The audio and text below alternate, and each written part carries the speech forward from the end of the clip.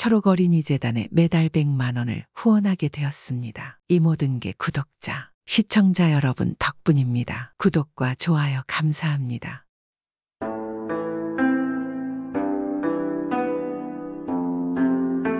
옛날 옛적에 어느 마을에는 어린 딸과 단 둘이 살고 있는 한 호라비가 있었습니다.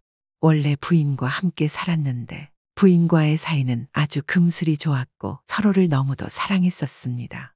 하지만 불행히도 부인이 혼인을 한 후 4년 만에 병에 걸려서 세상을 떠나게 되었고 결국 남편과 부인 사이에서 낳은 딸만 남게 되었습니다.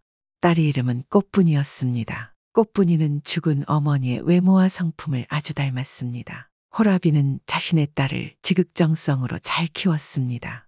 비록 혼자의 몸으로 너무나 힘들었으나 어머니의 빈자리를 느끼지 않게 해주기 위해서 누구보다 열심히 일하고 딸을 돌봤습니다. 그리고 그런 딸이 어느덧 아버지를 생각해 줄 나이가 되었습니다. 슬슬 혼기가 가까워진 것입니다. 꽃분이는 자신의 나이가 찰수록 걱정이 컸습니다. 만일 자신이 혼인을 하고 집을 나가게 되면 아버지는 어떻게 혼자서 사실까 걱정이 되었던 것입니다. 어쩌지 아버지께서 나 하나만 바라보며 사셨는데 이제 내가 혼인을 하고 집을 나가버리면 아버지는 점차 늙어서 혼자 사시기도 힘들어지실 텐데 돌봐줄 사람도 없고 어찌해야 할까. 그래 아무래도 안 되겠어. 아버지께 새 부인을 얻어드려야겠어. 생각 끝에 효심이 깊은 꽃분이는 아버지가 새 장가를 드실 수 있도록 몰래 주변에 적당한 사람들을 찾아보았습니다. 이 마을 저 마을 틈나는 대로 돌아보던 꽃분이는 마침 이웃 마을에 홀로 딸과 함께 사시는 아주머니가 있다는 사실을 알았습니다. 그리고 그녀 또한 몹시 외로워한다는 사실을 알았습니다. 꽃분이는 그녀에게 대뜸 찾아가서는 자신의 아버지와 재혼을 해달라고 이야기를 하였습니다. 갑작스러운 효녀 꽃분이의 말에 이 여인은 무척 당황하였으나 외로운 처지였기에 한번 꽃분이 아버지를 보겠다고 하였습니다. 아버지는 나이는 많았지만 용모가 아주 준수하고 훤칠한 사람이었습니다. 아버지를 만나본 이 여인은 한눈에 외모에 반해버렸고 그렇게 해서 아버지는 새 장가를 들게 되었습니다. 그리고 두 집안이 합쳐져서 새로운 가정을 꾸리게 되었습니다. 아버지 새어머니 그리고 새어머니가 데려온 동생, 효녀딸 꽃분이는 이 새로운 식구들과 오순도순 잘 살아가기를 기대했습니다. 처음에는 별 문제가 없었습니다. 그런데 시간이 지나면서 새로 들어온 이 여인 즉 새어머니는 자신이 데리고 들어온 딸만을 사랑하고 아버지에게 효성지극한 효녀 꽃분이에게는 점차 모질게 굴기 시작했습니다. 온갖 힘든 일은 첫째라는 이유로 꽃분이에게 다 시켰고 자신이 데려온 딸에게는 아무런 일도 시키지 않았습니다. 그리고 부려먹음과 괴롭힘은 날이 갈수록 심해졌습니다. 꽃분이는 너무나 괴로웠지만 묵묵히 참아나갔습니다. 자신이 혼인을 한 뒤에는 아버지가 새어머니와 살아야 하는데 자신이 괜히 안 좋은 이야기를 하면 두 사람의 사이가 나빠질까봐 두려웠기 때문입니다. 그런데 그러던 어느 해 새 가정을 꾸린 지 얼마 되지 않아서 이 아버지가 그만 병을 얻어서 병석에 누워버리고 말았습니다. 효성이 지극한 꽃분이는 아버지 곁에서 정성으로 간호를 하였습니다. 새어머니는 꽃분이의 이런 모습에 시기 질투심이 생겨났습니다. 새 남편을 너무나 사랑했는데 사랑을 온통 딸에게 빼앗기고 있다는 생각이 들었기 때문입니다. 그때부터는 꽃분이의 모든 행동이 다 마음에 들지 않았습니다. 그렇게 안 좋은 마음이 쌓이고 쌓이자 결국 이 새어머니는 꽃분이를 해쳐야겠다는 마음까지 생겼습니다. 그래서 하루는 아주 단단히 마음을 먹고 꽃분이에게 말했습니다. 얘야, 내가 의원들에게 알아보았는데 말이다. 아버지 병은 눈 속에서 자라난 죽순을 먹어야 낫는다는구나. 너의 효성이 지극히 뛰어나니 하늘이 너에게 죽순을 내려주시지 않겠느냐. 어서 나가서 죽순을 한번 구해보거라. 정말인가요? 그럼 구하러 가야죠. 제가 반드시 죽순을 구해오겠습니다. 꽃분이는 새어머니의 말을 찰석같이 믿고 죽순을 구하러 밖으로 나갔습니다. 살이 찢어질 듯한 차가운 바람이 부는 한겨울 추위 속에서도 꽃분이는 눈 속을 헤집고 다니며 죽순을 찾았습니다. 하지만 얼어붙은 땅에서 죽순을 찾는 것은 애당초 불가능한 일이었습니다. 아무리 찾아도 죽순은커녕 풀 한 폭이 보이지 않았습니다. 이럴 수가 내 효성이 부족한 것인가. 어찌 죽순이 보이지 않는 것이지. 아니야. 포기하면 안 돼. 아버지를 살리기 위해 반드시 죽순을 찾아갈 거야. 꽃분이는 지극한 효성으로 반드시 아버지를 살려야 한다는 한 가지 마음으로 백방으로 죽순을 찾아 헤매고 다녔습니다. 하지만 건장한 사내라도 쓰러질 추위였습니다. 효성으로 추위를 이겨내기에는 꽃분이의 몸은 너무나 몸이 쇠약했습니다. 결국 죽순을 찾던 꽃분이는 지치고 너무 추워서 그만 쓰러져 정신을 잃고 말았습니다. 그런데 그때였습니다. 참으로 가여운지고 어찌 이 추운 겨울에 죽순을 찾아다닌다는 말이냐? 웬 백발 노인이 나타나 그런 꽃분이의 머리에 손을 얹었습니다. 그러자 밝은 기운이 이 효녀딸의 몸을 감쌌고 곧 꽃분이는 정신을 차렸습니다. 아니, 이게 어찌 누구세요? 꽃분이가 일어나서 백발 노인을 바라보자 노인은 웃으며 말했습니다. 나는 이 산의 산신령이니라. 너의 효성에 감동을 해서 내 너를 구해주고 너에게 죽순이 있는 곳을 알려주려고 왔느니라. 네, 그것이 정말인가요? 알려주세요. 부디 아버지를 살릴 수 있게 저를 좀 도와주세요. 그러마 저기 보이는 뒷산 큰 바위 밑에 가면 죽순이 있을 것이니라. 어서 가져가서 아버지에게 드리거라. 백발 노인은 말을 남기고는 홀연히 사라졌습니다. 이럴 수가. 산신령을 만나다니. 산신령께서 나를 도와주시다니 다행이야. 정말 다행이야. 이제 아버지의 병을 치료할 수 있을 거야. 꽃분이는 너무나 기뻤습니다. 어쩐지 몸에는 기운이 넘치는 듯하였습니다. 그렇게 꽃분이는 자리를 털고 일어나서는 백발 노인이 말한 뒷산 큰 바위 밑으로 갔습니다. 세상에 이럴 수가. 정말 죽순이잖아. 큰 바위 밑 눈을 파보니 안에 정말 죽순이 있었습니다. 꽃분이는 반갑고도 고마운 마음으로 죽순을 캐가지고 집으로 돌아갔습니다. 한편 집에서는 이 새어머니가 병석에 누워있는 남편을 돌보며 속으로 생각을 하였습니다. 이염동설 안에 죽순이 있을 리가 있나? 그렇게 계속 죽순을 찾아가 돌아다니다가 결국 얼어 죽겠지. 이제 당신은 온전히 내 것이에요. 제가 앞으로 잘 돌봐드릴게요. 그렇게 음흉하게 웃던 새어머니의 귀에 갑자기 듣기 싫은 소리가 들려왔습니다. 그것은 바로 꽃분이의 목소리였습니다. 어머니 보세요. 죽순이에요. 죽순을 구해왔어요. 그 소리에 깜짝 놀란 새어머니는 밖으로 나가 보았습니다. 뭐라고 죽순을 구했다고? 이염동설 안에 죽순이 있다고? 네, 죽순이 있었어요. 뒷산 큰 바위 밑에요. 거기는 사람들이 잘 가지 않은 곳이라 찾을 수도 없는 곳이었는데 어서 아버지를 치료해야 해요. 꽃분이는 죽순을 들고 바로 부엌으로 달려갔습니다. 그러자 이 새어머니는 생각했습니다. 이럴 수가 안 되겠구나. 내 이렇게까지는 안 하려 했건만 어쩔 수 없는 것이구나. 새어머니는 그대로 방으로 들어가서 바느질을 하며 사용하던 가위를 들고 부엌으로 들어갔습니다. 꽃분이를 해치고 죽순을 빼앗아 자신의 딸에게 주어서 공을 빼앗으려는 속셈이었습니다. 결국 이 효녀 꽃분이는 안타깝게도 새어머니의 손에 의해 세상을 떠나고 말았습니다. 한편 새어머니는 효녀딸의 시신을 죽순이 있었던 뒷산의 큰 바위 밑에다가 숨겨놓았고 그 손에서 죽순을 빼앗아 자신의 친딸에게 주었습니다. 그리고 아버지는 죽순을 먹고 병석에서 일어날 수 있었습니다. 이럴 수가. 내가 얼마나 정신을 잃고 있었던 게요. 세상에 일어나셨군요. 몇 달을 이러고 계셨어요. 정말 다행입니다. 이 새어머니는 진심으로 너무나 기뻐하였습니다. 그런데 이 아버지가 주변을 아무리 둘러봐도 꽃분이가 보이지 않았습니다. 아니, 우리 큰딸이 어디 있는 것이오? 꽃분이 말이오.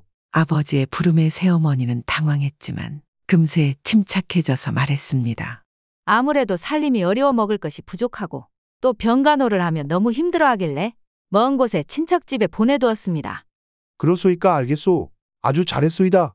아버지는 내심 꽃분이가 걱정되었으나 잘 있을 것이라 생각을 하였습니다. 하지만 그날 밤부터 이 아버지의 꿈에는 자꾸만 꽃분이의 울음소리가 들렸습니다. 그리고 울음소리를 듣다가 이 아버지는 잠에서 화들짝 놀라 깨어났습니다. 그러기를 며칠째 꿈에서 아버지는 울음소리를 듣고는 소리를 따라서 집을 나섰습니다. 아니, 이건 분명히 우리 딸의 소리인데 도대체 어디인가? 어디에서 나는 소리야? 계속 소리를 따라 걷고 또 걷던 이 아버지는 뒷산의 큰 바위 밑에까지 이르렀습니다. 그리고 그곳에는 자신의 사랑스러운 딸이 주저앉아 엉엉 울고 있었습니다. 아니 꽃분아, 우리 딸 왜 여기에 이러고 있느냐? 아버지가 딸에게 달려가 보았고 딸이 고개를 든 순간 딸의 눈에서는 피눈물이 흐르고 있었습니다. 아버지는 너무나 깜짝 놀라서 그대로 뒤로 낮아빠지며 꿈에서 깨어났습니다. 아니 이게 무슨 꿈인가 이상하구나. 너무나 이상해 아버지는 꿈이 자꾸만 생각나서 아무래도 확인을 하고 싶었습니다. 그래서 다들 자고 있는 새벽에 몰래 집을 나섰습니다. 그리고 열심히 걸어서 꿈에서 봤던 뒷산의 큰 바위 아래로 가보았습니다. 그리고 그곳에서 이 아버지는 자신의 딸 꽃분이의 주검을 발견하였습니다. 아니 이럴 수가, 이게 어찌 된 일인가? 왜 꽃분이가 여기에 있는 것이야? 그리고 그곳에는 딸이 죽게 된 원인이었던 가위도 있었습니다. 이것은 부인이 쓰는 바느질용 가위가 아닌가? 아니 설마 친척 집에 보냈다더니. 그제서야 아버지는 자신의 새 부인이 자신의 소중한 딸을 죽였다는 것을 알게 되었습니다. 너무나 충격에 빠진 이 아버지는 그대로 집으로 돌아와서 새 부인을 추궁하였고 결국 자백을 받아내었습니다. 아버지는 한치의 망설임도 없이 새 부인을 관아에 고발하였고 모든 사실을 알고도 숨겼던 둘째 딸은 내쫓아 버렸습니다.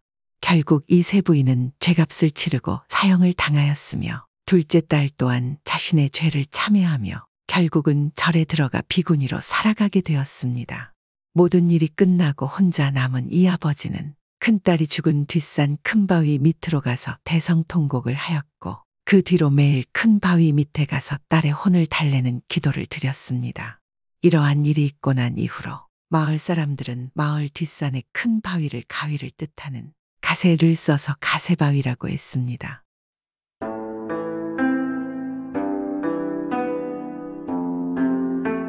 옛날 옛적 한 깊은 시골 마을에 칠복이와 석삼이 두 청년이 살고 있었습니다. 이 둘은 나이도 동갑인데다 또한 어찌나 서로 잘 맞는지 두 사람은 어려서부터 돈독한 사이였습니다. 서로 부모를 일찍 여의고 혼자이며 비록 가난하지만 서로 의지하면서 남부러울 것이 없었습니다. 해가 뜨면 함께 마을을 나서 나무를 하고 배고프면 함께 새참을 들고 해가 저물면 함께 집에 돌아오곤 하였습니다. 이렇게 두 사람이 서로 함께여서 서로 의지되며 좋았지만 한 가지 공통적인 문제가 있었습니다. 바로 둘 다 혼기가 가득 차도록 장가에 들지 못한 것이었습니다. 마을에는 비슷한 나이의 처자가 없었을 뿐만 아니라 다른 마을에서 신부감을 구하려 해도 아무도 깊은 시골까지 따라와 살려 하지 않았던 것이었습니다. 그렇게 두 사람은 혼기가 한참이 넘도록 아내를 맞이하지 못하고 외롭게 지낼 수밖에 없었습니다. 같은 처지인 사람끼리 서로 가엾게 여긴다는 말이 있지 않겠습니까? 한쪽 가슴이 허전하긴 하지만 그럴수록 두 사람의 우정은 단단해져만 갔습니다. 석삼아, 이 나이 먹도록 장가도 못 가니 의지할 사람이라곤 너밖에 없구나. 우리가 비록 가정을 꾸리진 못하였으나 서로를 가족으로 여기며 살아가도록 하자. 내 곁에 너가 있어서 너무 고맙다, 친구야. 그래 칠보가, 나 또한 너와 같은 마음이야. 우리 이 마음 서로 변치 말고 의지하면서 살아가자꾸나. 그러던 어느 날 한 번은 두 사람이 약초를 내다 팔기로 하였는데 칠보기가 심한 몸살에 걸리는 바람에 석삼이가 혼자 가게 되었습니다. 그렇게 칠보기가 미안해하며 집에서 석삼이를 기다리는데 한참이 지나도록 석삼이는 돌아올 생각을 하지 않았습니다. 이쯤이면 벌써 돌아오고도 남을 참인데 왜 안 오는 거지? 무슨 일이 있는 것일까? 해가 다 떨어지도록 감감무소식이니 칠보기는 슬슬 석삼이가 걱정되기 시작하였습니다. 그러다 끝내 해가 산 너머로 넘어가자 칠보기는 그에게 필시 무슨 일이 있음을 알아차리고 석삼이를 찾아 나서기로 마음먹었습니다. 그런데 그때 마침 문 밖에서 석삼이의 목소리가 들려오는 것이었습니다. 칠보가, 자네 안에 있는가? 나 석삼일세. 반가운 목소리에 칠보기는 버선발로 나가 석삼이를 맞이했습니다.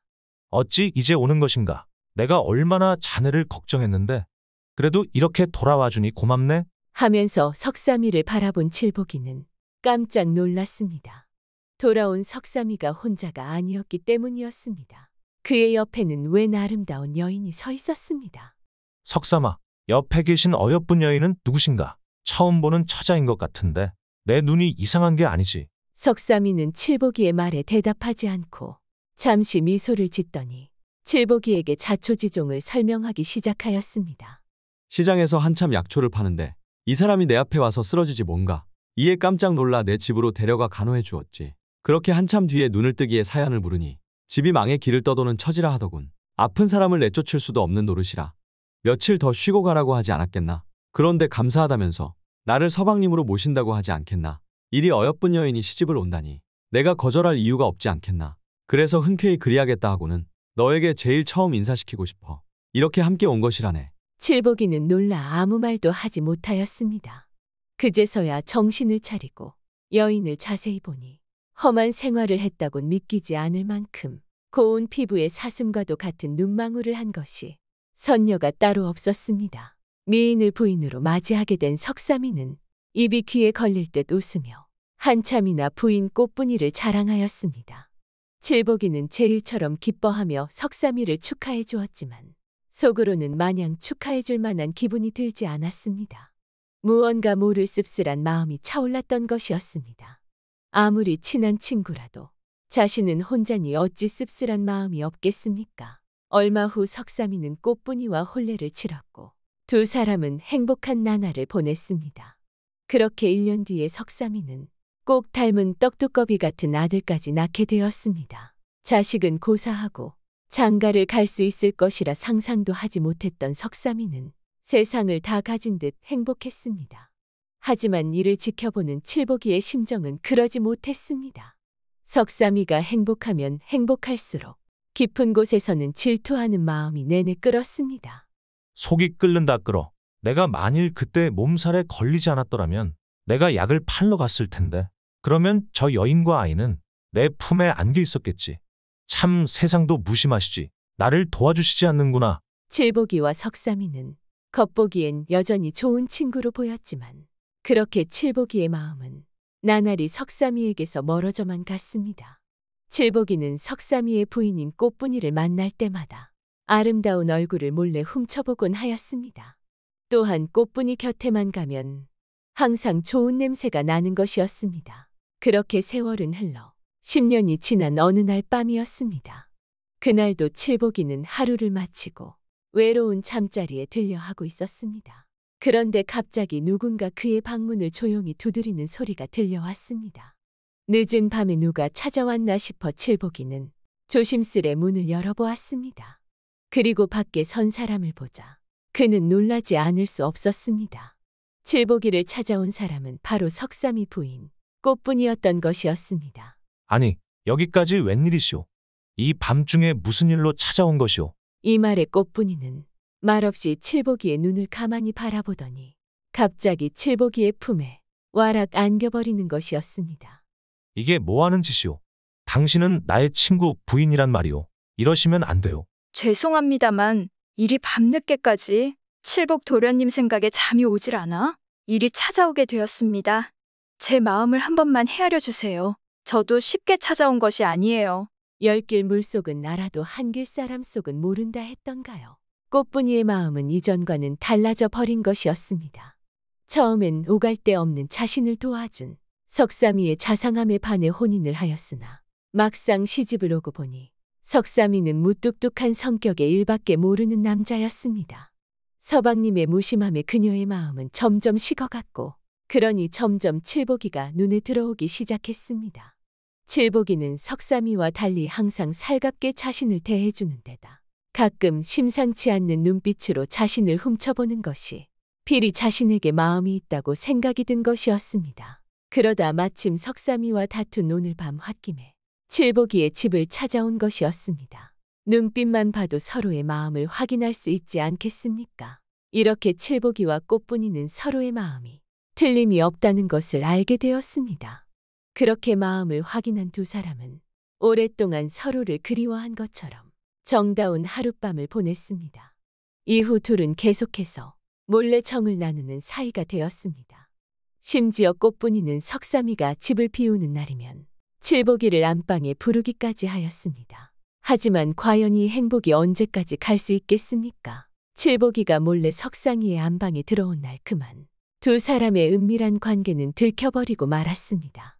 집에 있던 석삼이의 아들이 칠복이가 안방에 들어가는 것을 보고 만 것이었습니다. 삼촌이라 부르며 따르던 칠복이가 어머니와 정을 통한다는 사실을 안 아들은 하늘이 무너지는 듯하였습니다.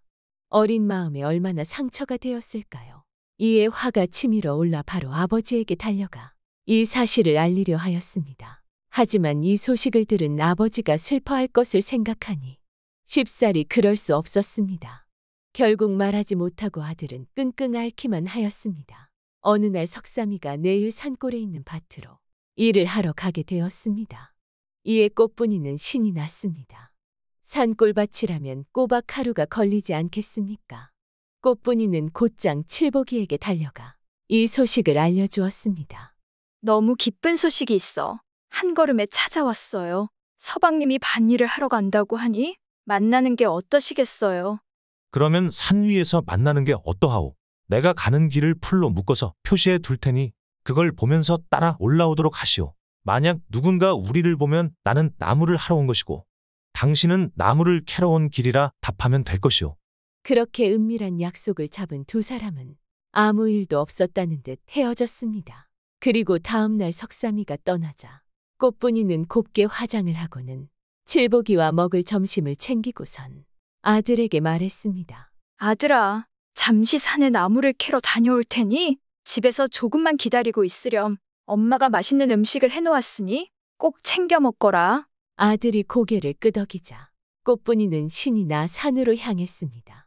그리곤 칠복이가 풀로 묶어서 표시해 놓은 길을 따라 산을 오르기 시작하였습니다. 콧노래를 부르며 길을 걷다 보니 멀리 한 남자가 서 있는 게 보였습니다. 이에 꽃분이는 당연히 칠복이라 생각하고 달려가 외쳤습니다. 그런데 이게 웬걸? 남자는 칠복이가 아닌 진짜 서방님 석삼이었습니다. 아니 부인, 여기까진 어쩐 일이오? 위험할 텐데 이리 올 줄 알았으면 같이 오지 않았소. 꽃분이는 깜짝 놀랐지만 태연히 대답했습니다. 어쩐 일은요? 서방님이 너무 보고 싶어 따라왔어요.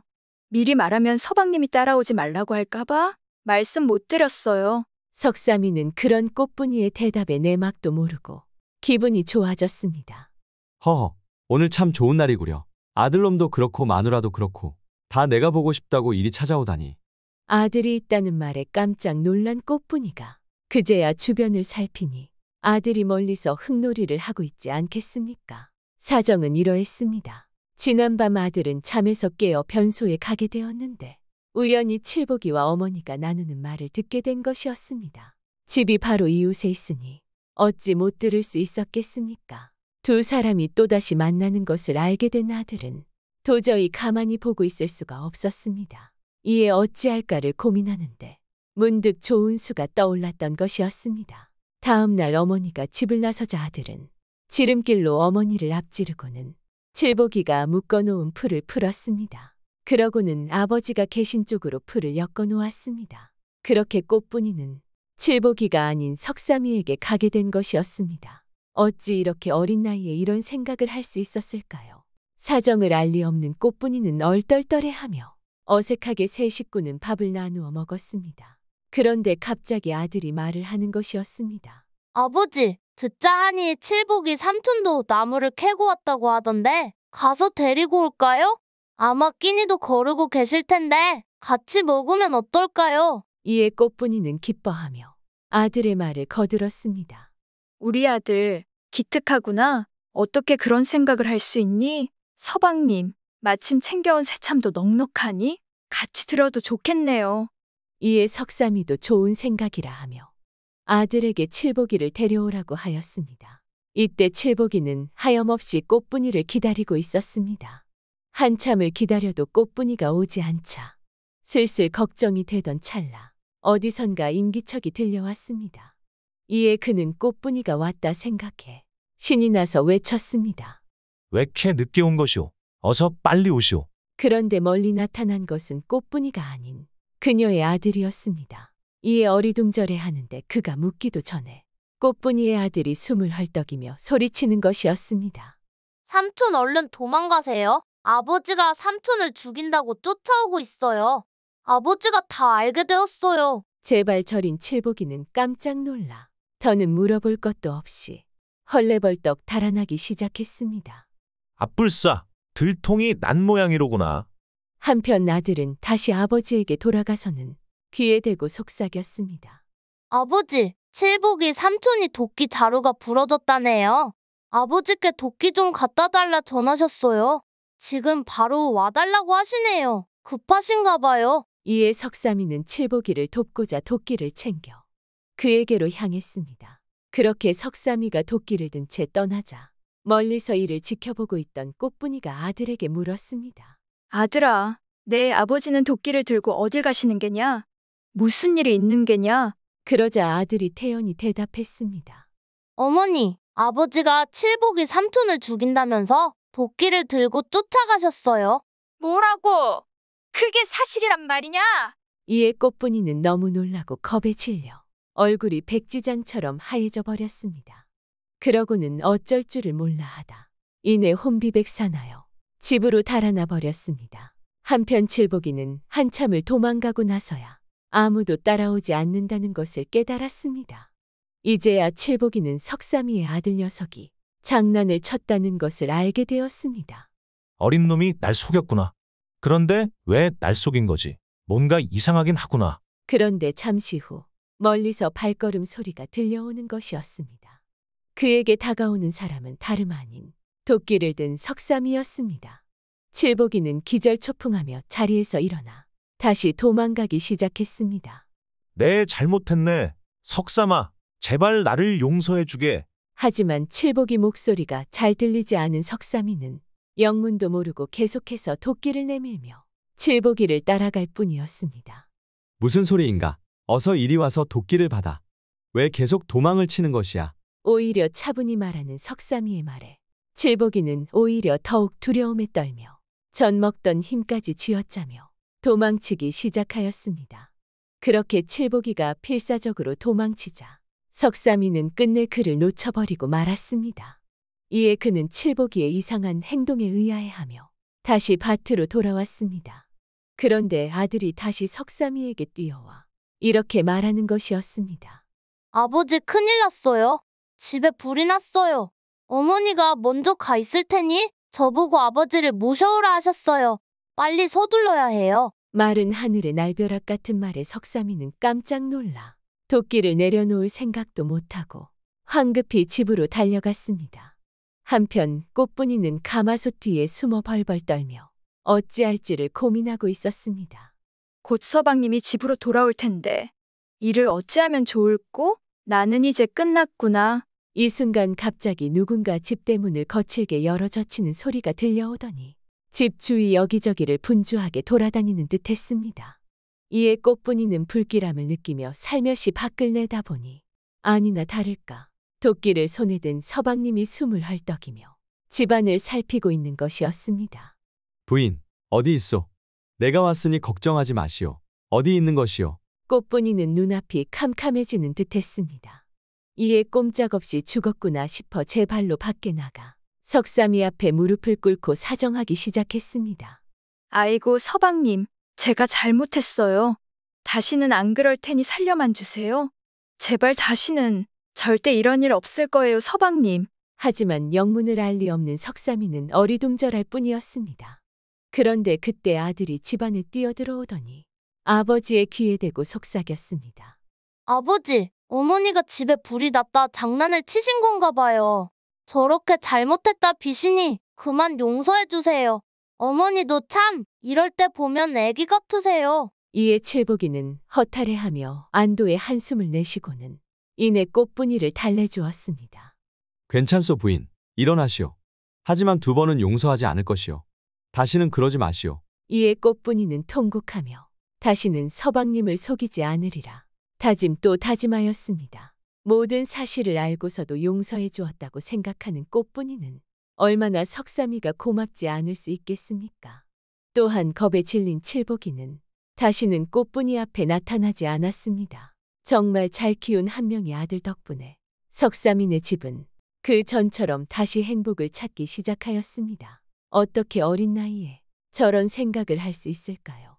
아무리 어렵고 힘든 일이라도 한 번 더 차분히 생각하고 현명하게 방법을 찾는다면 좀 더 행복하게 살아갈 수 있지 않을까요?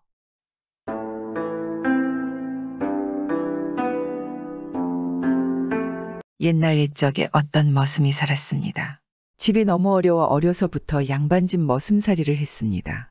10년이 지나자 하던 머슴살이를 그만하고 그동안 일한 세경을 받아서 10년 전 떠나왔던 집으로 돌아가는 길입니다. 10년을 열심히 일해서 모은 세경이 꽤 많지 않겠습니까? 그걸 전대에다 넣어서 허리에 차고 가는 판인데 가다가 날이 저물어 길가 주막에 들었습니다. 주막에 들어서 밥을 먹고 뒷간에 가려고 보니 허리에 찬 전대가 무척 거치적거리겁니다. 그걸 차고 볼 일을 보다가 흘러내리는 날에는 뒷감당도 못할 것 같는 것입니다. 그래서 어찌할까 망설이는데 마침 뒷간 들머리에 큼지막한 돌절구가 하나 있는 것입니다. 옳지, 저기에다 넣어두면 되겠다. 보는 사람도 없으니 거기 잠깐 넣어두고 뒷간 갔다 온 데서 무슨 탈이 날 것 같지는 않단 말입니다. 그래서 그렇게 했습니다. 돌절구 안에 전대를 넣어두고 뒷간에 들어가서 볼일을 보고 나왔습니다. 그런데 나와보니 그새 전대가 없어졌습니다. 감쪽같이 사라져 버린 거지 뭡니까? 아이고, 이 일을 어쩌겠습니까? 10년을 머슴에서 번 돈을 몽땅 잃어버렸으니 눈앞이 캄캄하지 않겠습니까?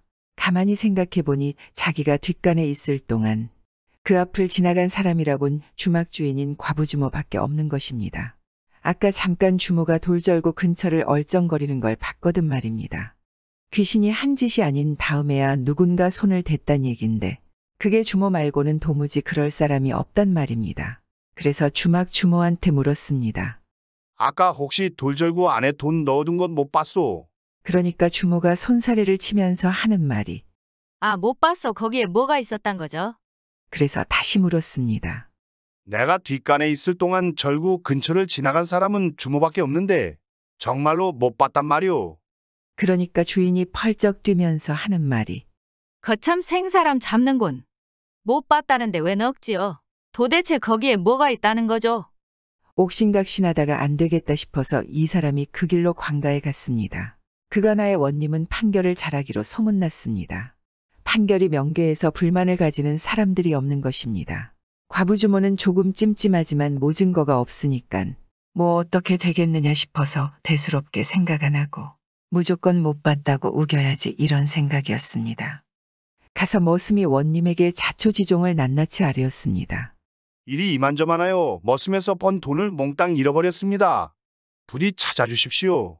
원님이 말을 듣더니 포조를 시켜서 주막 주인을 데려오라 이르는 것입니다.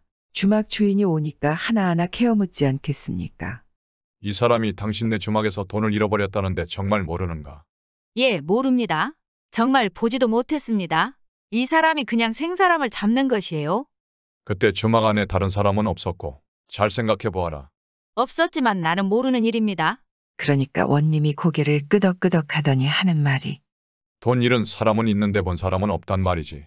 그렇다면 도둑은 돌절구가 틀림없군. 이러거든 말입니다. 예, 그게 무슨 말씀입니까? 돌절구가 도둑이라니요? 그렇지 않으면 저 사람이 돈을 돌절구에 넣어두고 볼일 보는 사이에 돈이 없어졌다는데 그때 주막 안에는 주인 말고 다른 사람은 아무도 없었다면서. 그건 그렇습니다만 그렇다고 돌절구가 도둑이라니요? 그런데 주인은 모르는 일이라니 돌절구밖에는 알 리가 없지 않나. 귀신이 한 짓이 아니라면 돌절구 소행이 틀림없지. 안 그런가? 예. 듣고 보니 과연 그렇습니다요. 주인이야 속으로 우습긴 하지만은 잘 되었다 싶거든 말입니다. 어쨌든 자기한테 죄가 안 돌아오게 됐으니 잘된 일이지 않겠습니까? 그런데 생각할수록 우스워서 쿡쿡 웃느라고 난리도 아닌 것입니다. 말도 못하고 움직이지도 못하는 돌절구가 도둑이라니 우습지 안 우습겠습니까? 명판결에 고울원님이라고 소문이 났지만 지금 보니깐 헛소문이었구나 하고 주모는 속으로 비웃었습니다. 바보가 아니고서야 그런 판결을 내리겠느냐 말입니다. 내가 괜히 속을 태웠구나 저런 바보한테. 그러거나 말거나 원님은 다시 말을 잇기를. 그래서 말인데 그 돌절구를 그냥 두어서는 안 되겠다. 그냥 두면 앞으로도 걸핏하면 도둑질을 할 것인즉. 그래서야 길손들 손에도 손해려니와 당신네 주막이며 우리 고을 소문도 나빠질 게 아닌가. 그걸 당장 없애야겠으니 주인은 내일 안으로 돌절구를 쳐다가 70리 박바다에 빠뜨리고 오라. 그리고 그 고을 원님에게 고하고 틀림없이 빠뜨렸다는 증서를 받아오라. 이런단 말입니다. 주막 주모가 들어보니 하늘이 노래질 일이 아니겠습니까? 그 무거운 돌절구를 70리박 바다에까지 어찌 나르겠습니까? 굳이 나르려면 못할 거야 없지만 그러려면 일꾼 품삯만 해도 엄청나게 들 것인데 그 짓을 어찌 감당하겠습니까? 줄 잡아도 훔친 돈 10배는 더 들겠단 말입니다. 안 되겠다 싶어서 원님 앞에 엎드려 애걸복걸을 했습니다. 사또 그러지 말고 그냥 제가 돈을 그냥 물어주면 안 되겠습니까? 아니 주인은 아무것도 모른다면서 애매한 사람이 덤터기를 써서 해야 될 말인가. 저희 집 돌절구 지신이 저한테도 허물이 없다 할 수 없지요. 그래 그러면 이런 돈을 다 물어주고 앞으로 다시는 그런 일 없도록 돌절구 단속을 잘 하겠는가. 그래도 절구가 죄를 지었으니 이런 돈의 2배를 저 사내에게 주어야 할 게야. 예. 여부가 있겠습니까? 2배로 보상을 하겠습니다. 이렇게 해서 머슴은 잃은 돈을 고스란히 되찾았다는 이야기입니다. 왜 명판결의 원님이라 소문이 났는지 그때 주모는 알았습니다. 그리고 2번 다시 손님의 물건에 손을 대지 않았습니다. 요즘에도 이런 현명한 원님들이 많다면 정말 억울한 사람들이 많이 없어지지 않을까요? 구독은 공짜입니다.